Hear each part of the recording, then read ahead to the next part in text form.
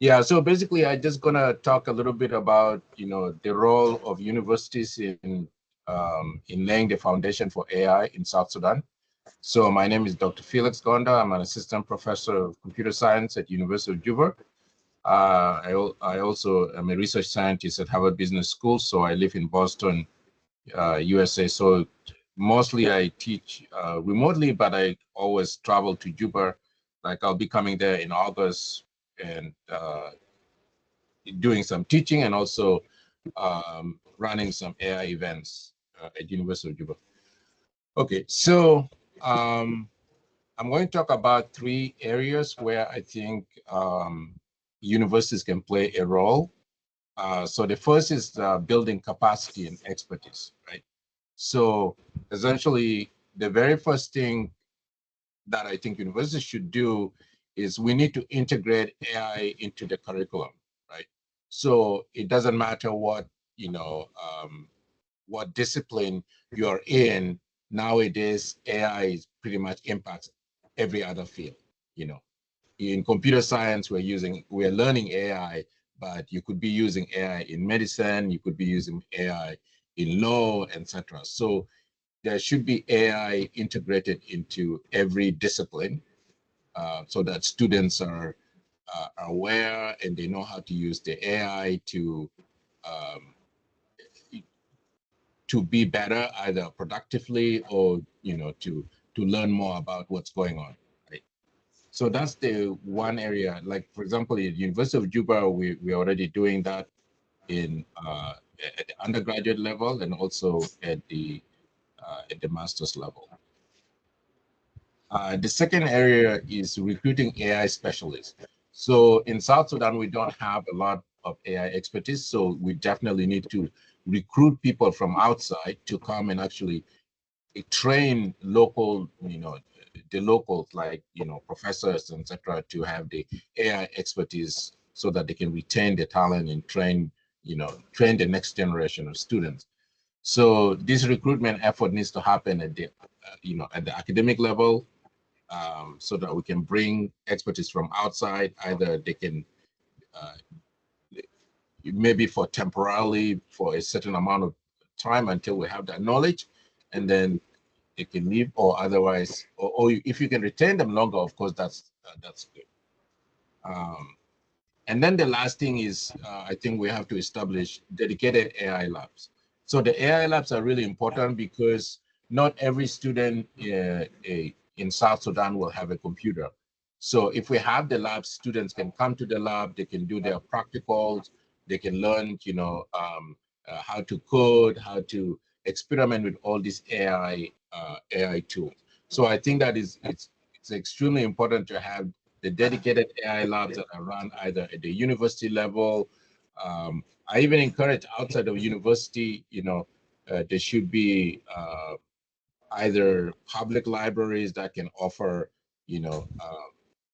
computer labs that students can come in and, and sort of like do experiments in AI. So that's the capacity part. The second part is data and research, right? So in order for you to run, as you've seen in your hackathons or in the projects that have been presented, in order to do some AI research or do some, create an AI application, you need data, right? Um, and so one of the main things I think universities can do is we need to basically create locally relevant data. So for example, you see the photo that you see here, this is, for example, you may be doing facial recognition, right? But a lot of facial recognition algorithms are trained on images of people who don't have the same skin tones as people in South Sudan. Like in South Sudan, we have many skin tones. Some people are light skinned, some are very dark skin, etc. So if you train an AI with, for example, let's say with people in the United States, it may not necessarily work in South Sudan. So one of the things that we have to be aware when we're building AI applications is that our data actually is locally relevant, so that if we're solving a local problem, then the data that we train our algorithm will work when it's dealing with local problems.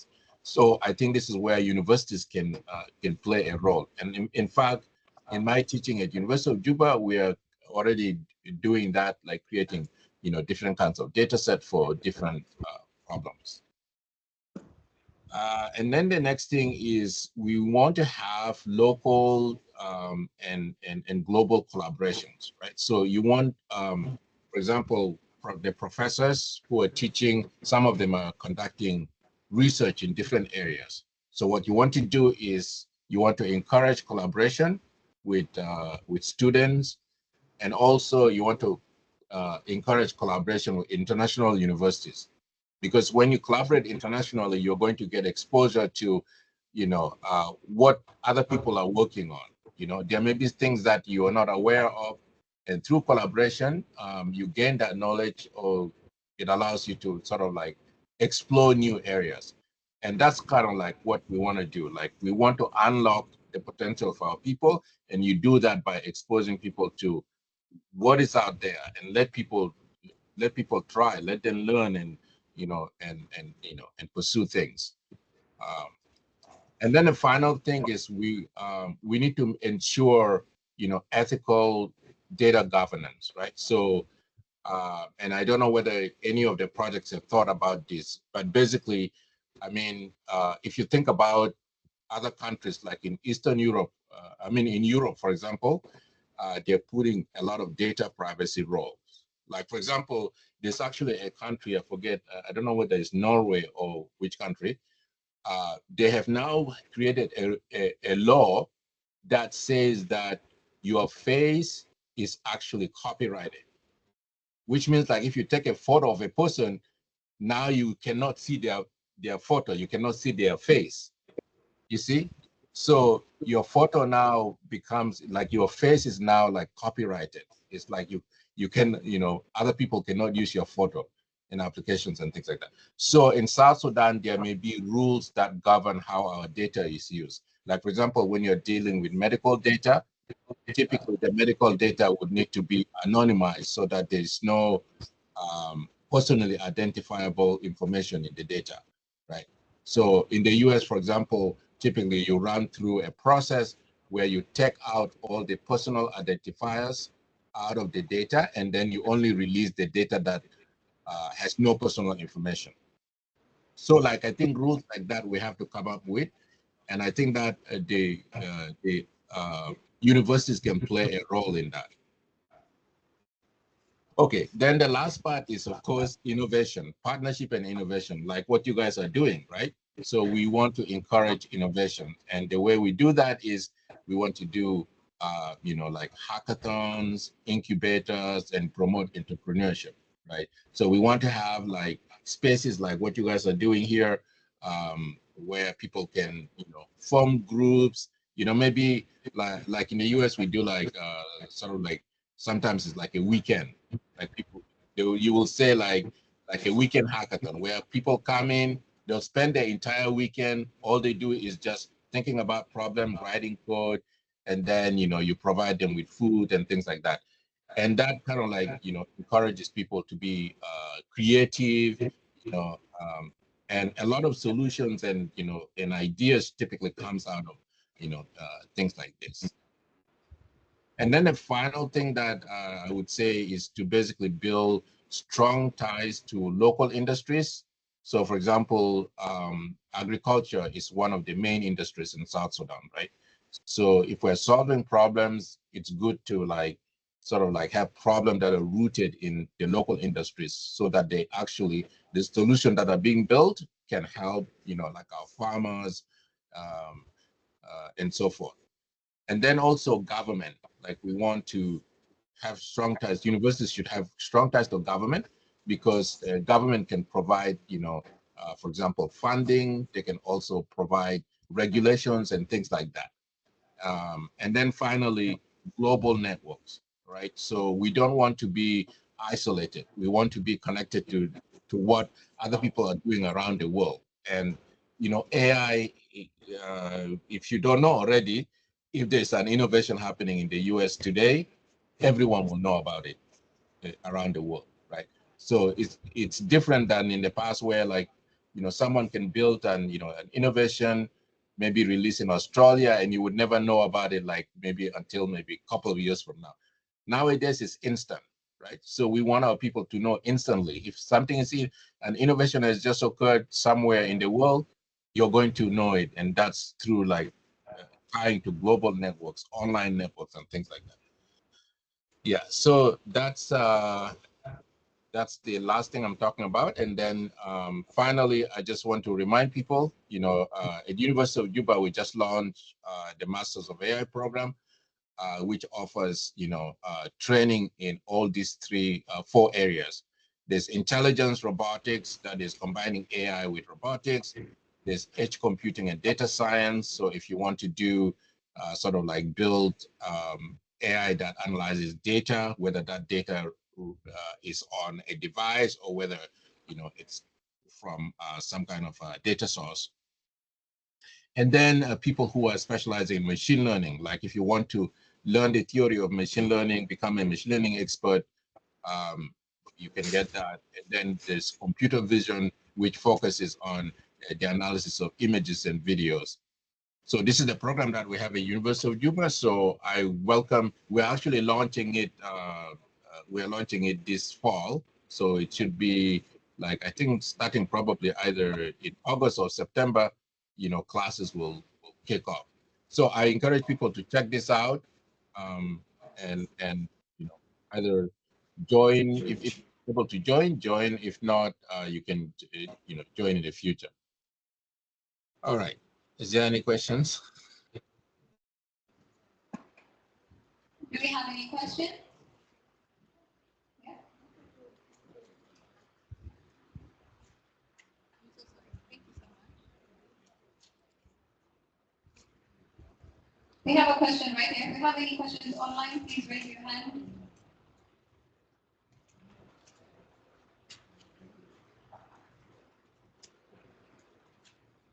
All right. If there's no question, then that ends my presentation. Doctor, apologies. We do have questions right here. Oh, there's a question? Yes, sir. Thank you. I wanted to know, it's good that we're using AI for innovation, but should humans be insecure with it in terms of maybe replacing lecturers at the university?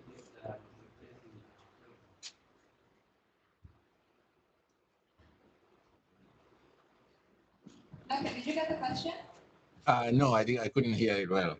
Can you reiterate it to me? Yes. Should we be insecure with AI in terms of it replacing our jobs, like lecturers at the university and doctors? Did you get the question, Doctor? Not fully. Maybe you can relay it to me. Can you really just? His question is, should individuals who are professionals within the teaching academia or within academia and doctors in the medical field be concerned with artificial intelligence? Of it replacing their job? Yes. Okay. So I think this is a topic that I think most people. Okay. So I'm going to say that no, you should not be concerned. So here's what I think. So listen very carefully. Okay. So AI is here, and AI is sort of like if you think about basic skills, right? So basic skills that we have, reading and writing. These are basic skills that we learn in school. I think AI is going to be like reading and writing. So everybody, regardless of your profession, you're going to need to know AI. But the important thing to think about is AI is not really a replacement for your job. It's really there to assist you. So you can use it to improve your productivity. Like imagine if you can, currently imagine if you can cut down your workload by 50%. And then you can, if the AI can help you do that, then you can spend more time with your family or spend more time doing the things that you love. So I think, so that's why we're talking about like all these things, building the tools Like, for example, if you're a medical doctor, one of the things that medical doctors do is, like, for example, examining patient data, right? So if you can spend hundreds and hundreds of hours doing that. If an AI can assist you in examining the data or narrow down, like, symptoms, or or diagnosis, and help you arrive at the conclusion faster, I think that's better, you know. So you should always think of an AI as, something that is going to help you in whatever you do, whatever your field is. Thank you. We have another question right here. Thank you so much, Dr. Felix. It's really a nice presentation on the education part. My question is based on how to balance the creativity of humans versus the one of AI, because a lot of issues are coming. People are trying to use AI more than the creativity. So how do we make sure we balance so that we don't we continue also exist in our way? And another part is, how do you look at the impact that ASI, which is a super AI intelligence, that will be more super than a human being? So how do you look at that, and how do you look at the future application? Thank you. Okay, so I want to understand first the first part of the question. Are you saying, how do we balance human creativity versus AI creativity? Correct. That was the first part. Well, let me first answer the first part, and then I'll come back to the second part. So for the first part, I think that there are certain aspects of creativity that are going to be taken by AI, like things that are repetitive. You know, like, for example, if you're an artist, there are certain parts of art that an AI can do quicker, right? But every artist still has like a unique style, that an AI may not be able to replicate, right?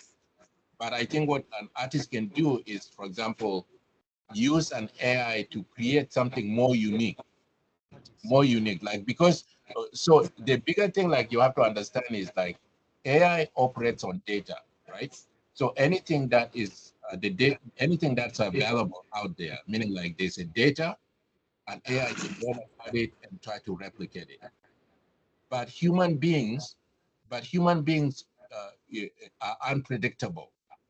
Like, for example, it would be very difficult for an AI to predict what I'm saying to you right now, unless if I've already put out, some data about myself, about how I'm going to talk about this event, then the AI can try to predict what Felix is going to say next.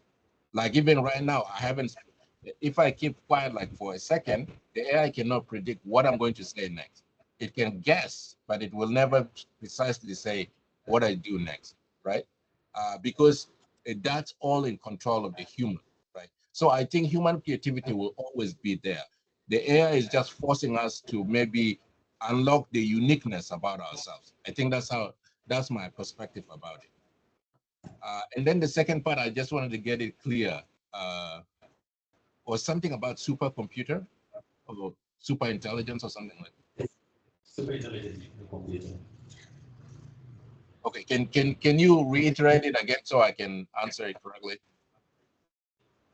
Yeah, the AI is super intelligent, is that super more than is more intelligent than a human being, whereby I look at that future where we compete with a machine itself and the human being, where it will be more intelligent than us. So yes. Yeah, so I think I don't know whether you follow the news, but yeah, so I think that, like, there are many companies nowadays investing in AI, in pushing AI. So I think we're almost there to the point where, you know, um, uh, machine intelligence may be exceeding human intelligence. But so I think, like, for us, the challenge, like, for our society, is, like, what are the guardrails we can put in place on how we use AI?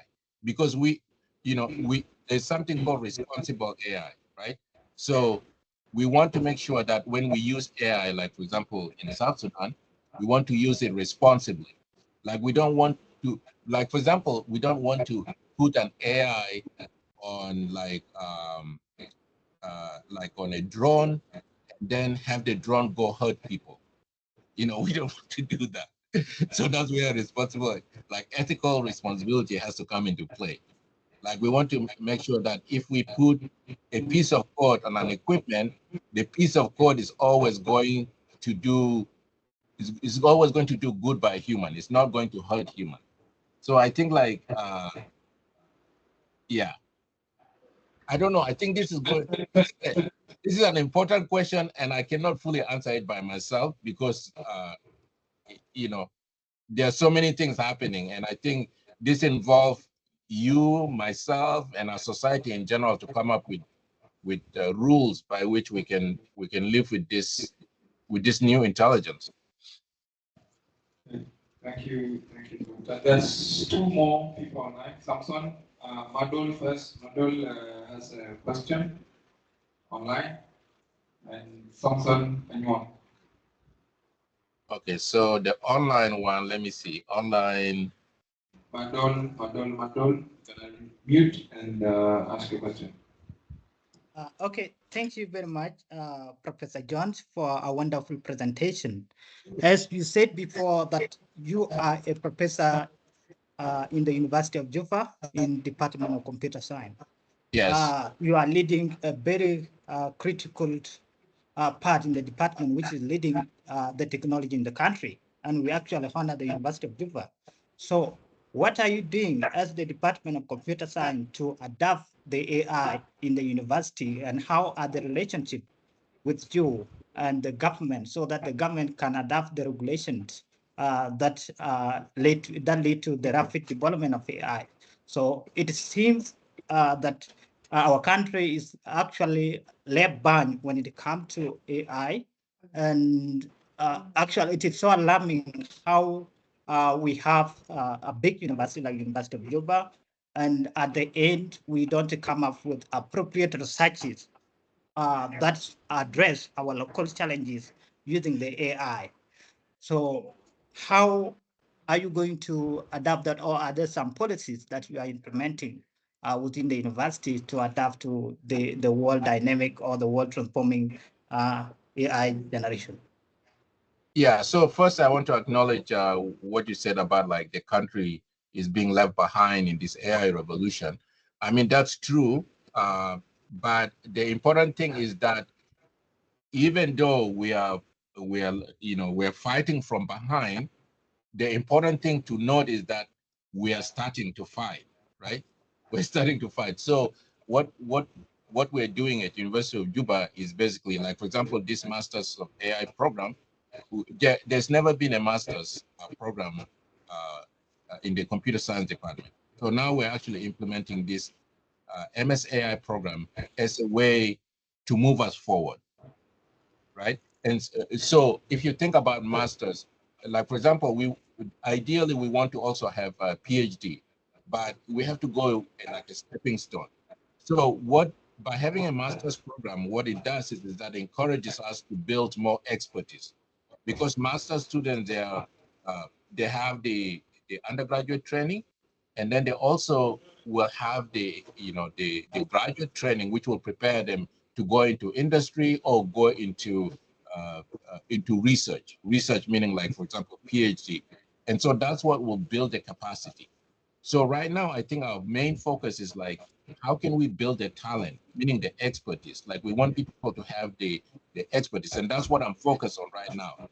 For example, I teach a lot of I teach 2 courses right now, and then I'm going to teach more courses in the master's AI program. And what we do, we focus on practicals. We focus on students actually building projects using AI, and that gives them the skills. And and so they can, through things like hackathons or through creating innovative projects, that's how they gain the expertise. But then the other part is the government part. So that part I'm not currently involved, but I think there probably will be someone at the university who will involve in terms of regulation and how we can have the government provide more funding And I think I've spoken with Dr. Poni before. One of the things that I spoke in my last presentation was we want to create like some government funding for AI, so that like if we have students or people who want to become entrepreneurs in building AI products, maybe the government can provide a little bit of funding, like a seed funding, so that they can promote people to build these AI products. But what we want to do is we want to build them under the umbrella of solving local problems. Because if we solve local problems, then we advance the country faster. And so I think what Dr. Pony are doing, plus what University of Juba is doing, these are all efforts that are moving us forward.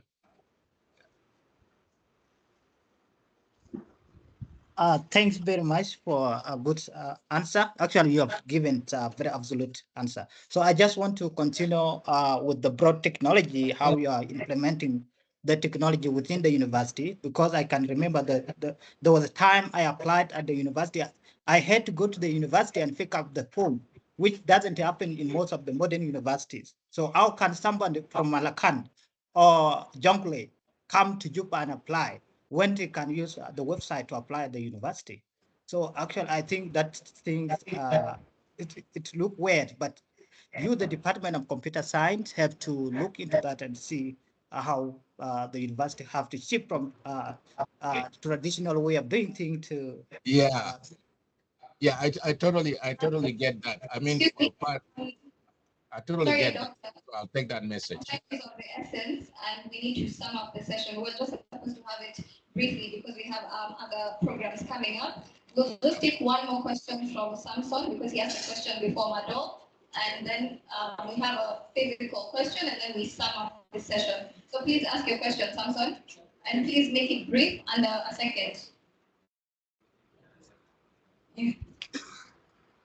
Samson? All right, let's have a physical question while Samson gets ready. Yeah. Thank you, Professor, for the beautiful presentation. My name is Mahmoud John. Being part of a university or an educational institution such as University of Juba, especially now that we're dealing with the presence of AI, I'm sure there's quite a lot of challenges in regards to plagiarism. So how is the university adapting to the new normal, knowing that students may end up utilizing artificial intelligence to its full capacity, and how are the professors such as yourself utilizing these tools in order to mitigate that possibility happening in the future? Thank you so much for the opportunity. Yeah, so that's an important question. I think every university around the world is adapting to that. So there is a one fact that you cannot ignore.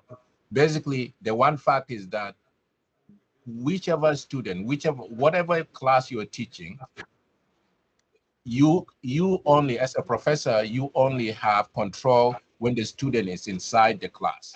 Once the student leave the class, you cannot prevent them from using AI to do their homework or to do whatever. So what that means is that basically it forces us to readjust our instruction material, so that like if you are testing students, you are testing their critical thinking skills instead of testing their ability to, like, for example, use AI to do something, right?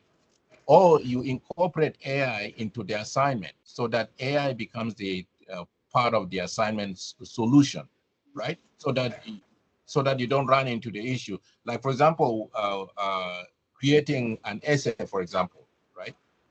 Most of the time you're going to find like students have to use these tools, to create an essay. But maybe, instead of us, like, you still need to teach students how to write essays. But I think that you have to we have to really think about how we teach, and also how we assess the student. So that's an ongoing discussion. I mean, I don't have the solutions myself. So like in my classroom, I do things a little bit different, but another professor may be doing things different. But I think right now we're having a discussion, and eventually we'll have guidelines for how students should use these tools. But I can tell you that every university around the world incorporating this tool into the classrooms, but they're also creating guidelines of how the students should use them. All right, Professor, just a quick follow-up. Since AI is now being used as part of the tools for learning for the students, how do you now mitigate the fact that it may end up hindering the creative growth, since now they'll have to depend on such a tool in order to handle assignments like essays? So would that mean professors are using AI tools to teach, or are students basically utilizing AI tools to cheat professors? Well, I mean that's the point. That's the point I raised. That's the point I told you in the beginning. Is basically I said within the classroom as a professor you have control of the student. Once the student leave the classroom, how do you control that student? You have no control because they can use their AI at their home. So one of the things is like I think if you go into a classroom, the whole point of the classroom is for students to learn. So you still want to use AI, but you want to still teach students how to, like, for example, writing. Writing is an important skill. You want students to know how to write. You do that within the classroom, but you also utilize, AI. You can come up with creative ways of how you can incorporate the AI, not as a way of cheating, but a way of assisting them in the process of solving something. So I don't know. I think it's an open question, so I don't have the correct an exact answer. So I think like there are many things. Discussions have to continue on how we can adapt. Every university will be different. Thank you very much, Doctor. We're going to give him a round of applause. All right. Thank you so much, and yeah, congratulations to everyone who presented. Thank you so much. Thank you for your time. Okay. Right about now, we're going to sum up that session. Let's give each other and the presenters a round of applause. 3, 2, 1, let's go. Then again. Awesome. Thank you very much for your time. Right about now, let's eat and then let's take a